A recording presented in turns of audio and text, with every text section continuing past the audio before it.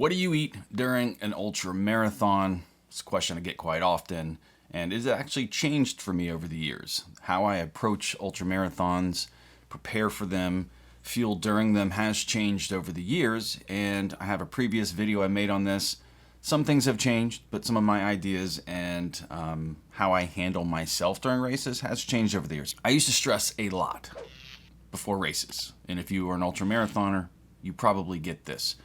Tons of times packing, going over lists, preparing for what seems like the end of the world with the amount of stuff that you're putting together. And that stuff used to stress me out. I had 2 containers just filled with stuff.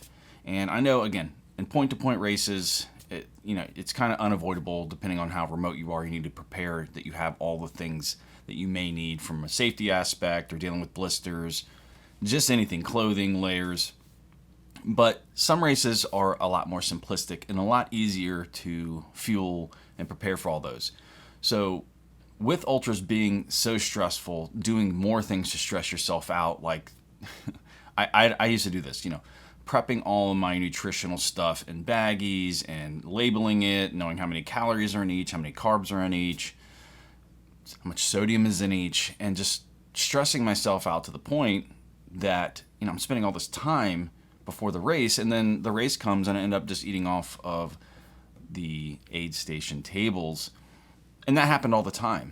So I wasted all this time and energy and stress and money just to not even utilize the stuff because either I was nauseous and didn't want to eat that stuff, or I just time-wise and couldn't mentally prepare myself. And it's hard to explain in races to go get that stuff and worry about eating it. It's just easier to go to the aid station, look at something, put it in your mouth, and keep going. Over the years, I have come to hone in on some certain things that I love. Now, first and foremost, in an ultra, you probably want to take in about 250 to 400 calories an hour.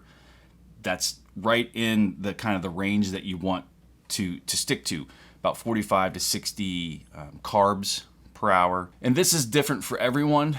And this is the sodium. This is something you kind of got to learn to dial in as you go over the years in these races. And about 300 to 600 milligrams of sodium. Now this can change. We all process things differently. We burn calories at different rates.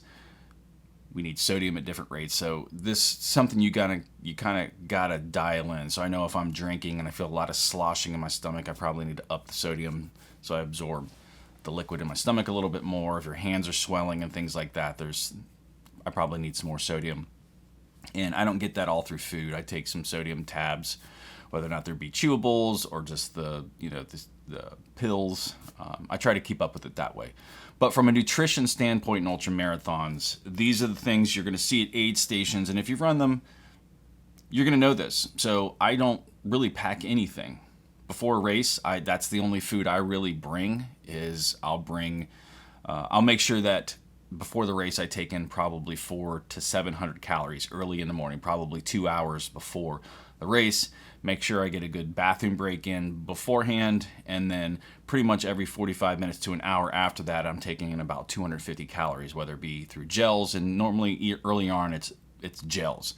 I'll take in some gels, non-caffeinated gels, and I'll do that for as long as I possibly can. I try to stay, and I've told you guys before, nutrition is the most important thing in ultras next to hydration. Those are both very, very important. Hydration should be a little easier to maintain. Nutrition is a little tougher to dial in because there's a lot more factors coming into play with your stomach and things like that, depending on how hard you're running and what you're able to handle that day. But for most of the time, I'm trying to take in 250 to 350 calories. That's my dial in. You can find out what's good for you. And then as the race goes on, I think I start to feel more of the caloric deficit because I'm obviously burning a lot more calories than I'm taking in. And that's when real food starts to come into play. And that's what I'm talking about right here. So pre-race, I'm trying to take those calories in with banana, bagel, oatmeal, peanut butter, nutritional bar, something like that is what I'm trying to just get that stuff in and processed. Just need to get that down, something that's easy on my stomach and something that's not going to affect me. I don't drink coffee in the morning or anything like that. I stay away from the caffeine until near the end of the race when I really, really need it. So aid station stuff. You're going to see, the potato chips are a big one I do use when I feel like I need sodium and just getting some calories down. I see gummy bears, M&Ms. I usually steer clear of all of that stuff. I know some people may need that. I don't crave sugar a lot when I'm racing, so that's never really something I'm looking to go after. I've seen Oreos before. Sometimes I'll grab Oreos or an oatmeal cream pie, which are loaded with sugar, so I can't necessarily say I don't crave that, but oatmeal cream pies are something I love all the time. I stay away from them because they're not that great for you, but during races, they're a good source of sugar, carbs, and they taste good, and they have a lot of calories for what they are. Pizza rolls, not something I go to. I try to steer clear of cheeses for the most part. I think my stomach gets bothered by cheese even in normal life, and it depends on what type of cheese it is, and I haven't really tried to dial in what type of cheeses are the ones that bother me. But in races, I try to limit it as much as possible. But quesadillas, I'll take in some quesadillas. Those are a good source of fat and carbohydrates and calories. And I'm typically okay with those. I think sometimes I've gotten a batch of that have cheese in them that kind of bother me. Watermelon is something you see all the time. I don't typically go to the watermelon. I don't know why. My brain just thinks watermelon is going to probably affect your bowel movement. And I don't want definitely don't want loose bowels out there. That's not what you want. So I love watermelon. It's just not something I crave during it. I know it's a good source of potassium, but I eat bananas. Bananas are like my staple. I get bananas anytime I can. I know those are easy on my stomach and they don't cause any kind of GI distress. Pickles are something I absolutely love. I eat pickles out there. I drink pickle juice. I will ask for shots of pickle juice if they have pickles at the aid stations and they don't have cups of pickle juice out. I think you can ask because I do that all the time. Like, sure, and they'll pour some out of a jar for you. It's a great source of sodium. And I just love the taste. I'm a weirdo like that. I'm sure there's many of you that love pickle juice also. Electrolyte drinks are a great source of calories and sodium, and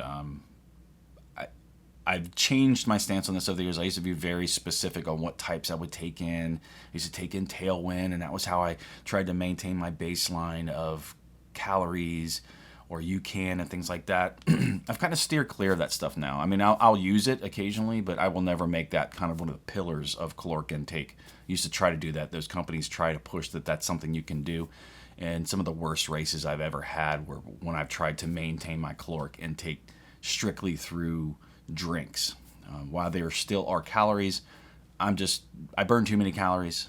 I can't run on specifically just those type of things. And again, that's something you have to dial in for yourself. I love those things. I supplement now, but I never use those as kind of the backbone of my caloric intake. And I have done that and DNF'd and had major GI distress because of that stuff. Coke.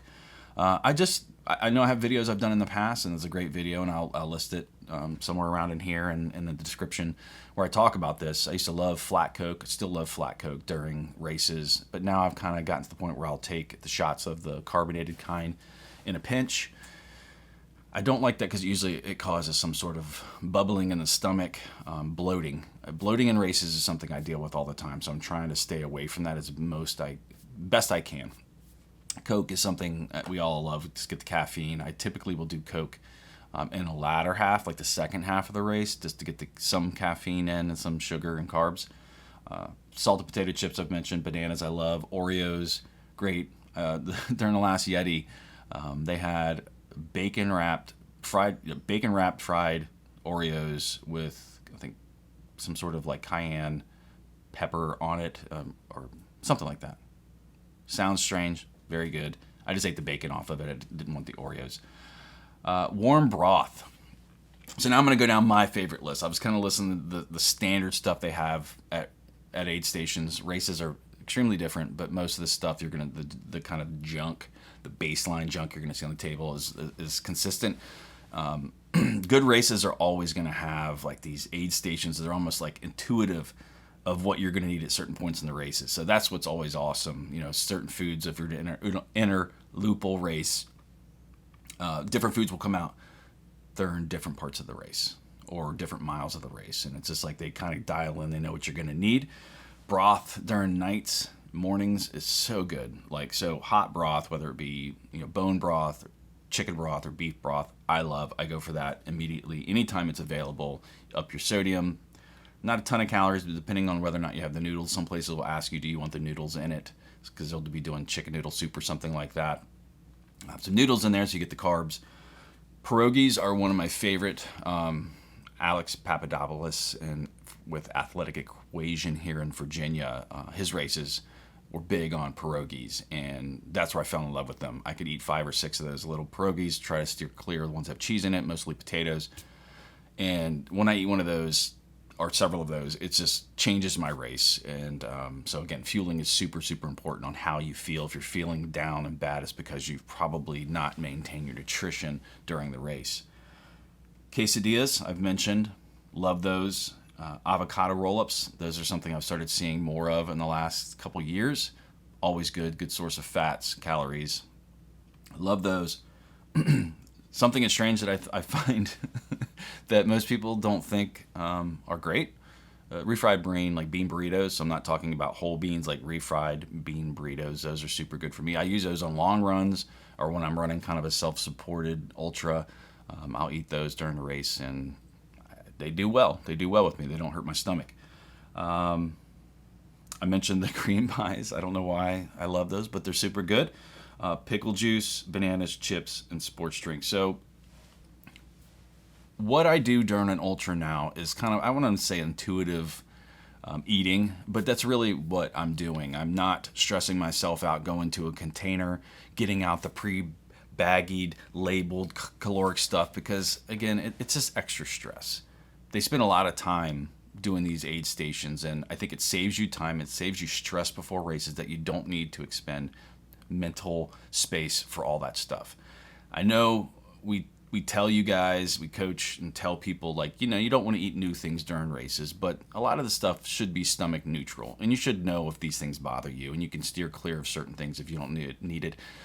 You can't take it in, or if you have specific dietary needs, of course you're going to have to do your own stuff. A lot of these places will have vegan options and gluten-free options, and they'll tell you about that. But if you really struggle with that stuff, you're going to have to kind of go through that stuff, and it's completely fine.